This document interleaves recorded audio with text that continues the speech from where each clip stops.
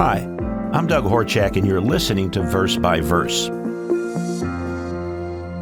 Today we'll be reading a passage from the book of Hebrews, which is actually a letter written to converted Jews, likely by the Apostle Paul. Embedded within this long and instructive letter to the Hebrews, Paul encourages them to take advantage of the opportunities to assemble together as members of the church, an aspect of the Christian life that proved to be extremely important throughout history. Notice in Hebrews chapter 10, verses 24 and 25, Paul wrote, "And let us consider one another in order to stir up love and good works, not forsaking the assembling of ourselves together as the manner of some, but exhorting one another, and so much the more as you see the day approaching." So what was it specifically that these members were being encouraged to do, and why? As the author begins this thought, he says that we should consider one another in order to stir up love and good works. A wonderful suggestion, but what was he specifically referring to? By reading a few other Bible translations of this verse, we can more clearly see the intent of the author's instruction. For instance, the Weymouth New Testament translation states this for Hebrews 10, verse 24, "And let us bestow thought on one another with a view to arousing one another to brotherly love and right conduct." And the New American Standard Bible says, "to encourage one another in love and good deeds."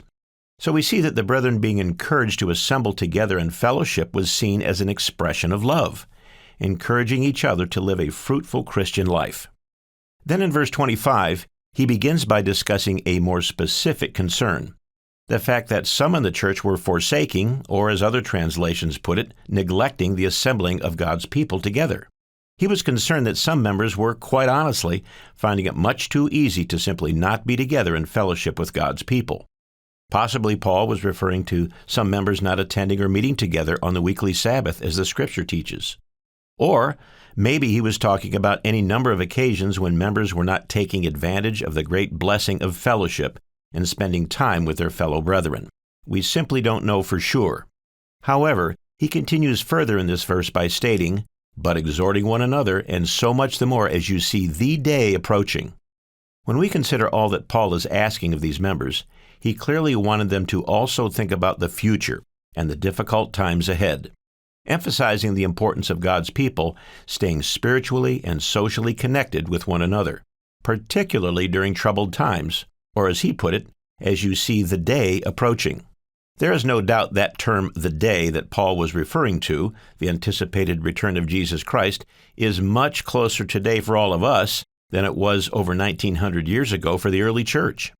Today, Christians should contemplate the words of Jesus from the Olivet prophecy in Matthew chapter 24, where Christ describes the events unfolding at the time of his return, the time of the end of this age.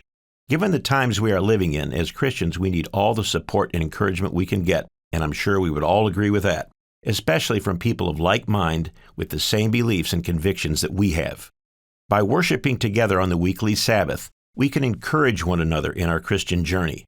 We can be inspired by the experiences and faith of others as they face challenges. And we can show love to and for one another as we interact with our spiritual family.